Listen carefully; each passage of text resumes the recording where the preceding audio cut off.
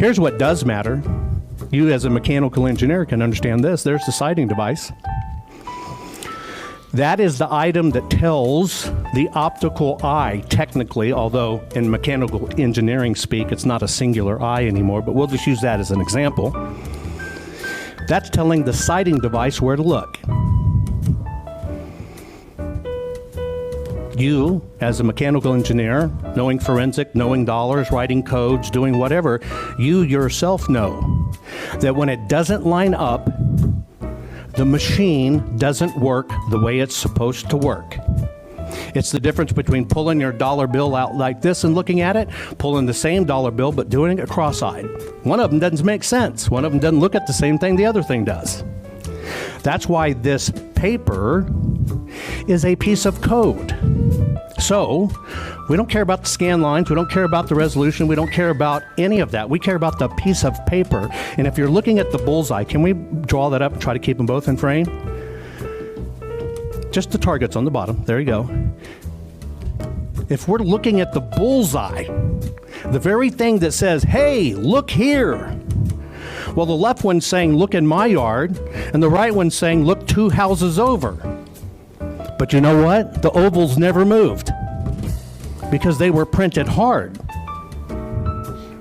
So even as a mechanical engineer or photography or optics or camera, when you expect to take a picture and you hold it at somebody, you're not trying to photograph 2 people over.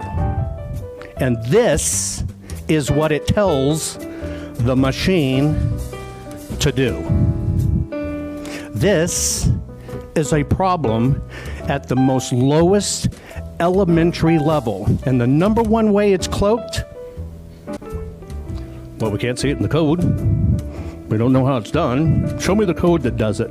Well, that's the code. That's the code. Any printer industry executive, any monetary printing executive, any engineer in the world that deals with printing will tell you this simple fact. If your machine is not calibrated to hit the target, it becomes something else. So if we talk about machines and we talk about code, it is a smoke and mirrors not to deal with what's real and physical. Here's my contention.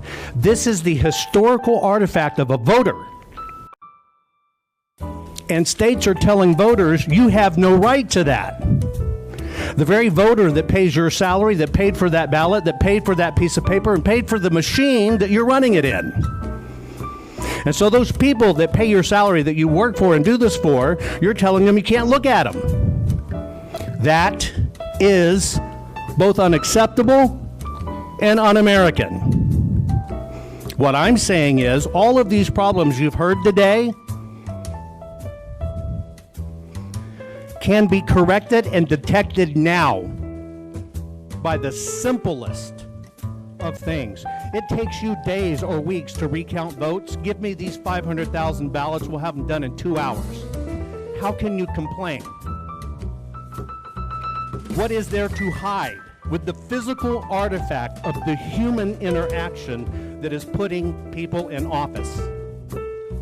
That is unacceptable, un-American, and to talk about it any other way is smoke and mirrors, is geek gobbledygook. We want to know if these ballots are authentic or counterfeit. We want to make sure every vote is verified. This is not about President Donald J. Trump or President-elect Joe Biden. This is about, are we still a country where your vote matters? One person, one vote. If you refuse to allow the ballots to be examined, the ballots, not the smoke and mirrors, but the ballots, let the machine look at it, not the voting machine that already messed up. Machines do what you tell them. You just have it look at that and verify the vote.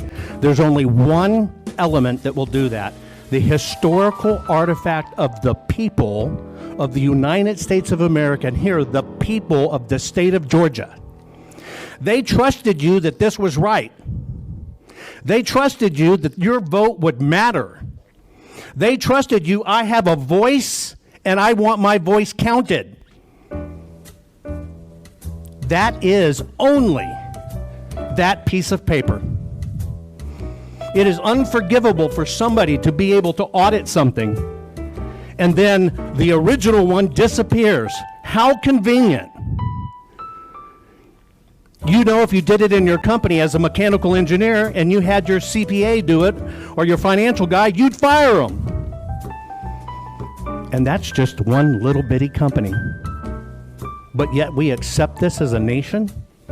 Unacceptable, un-American. Secondly, we're in a situation where we have put together, and you guys did it for our administration, the President Obama's administration before this. We have put together, I think, the most extensive and inclusive voter fraud organization in the history of American politics.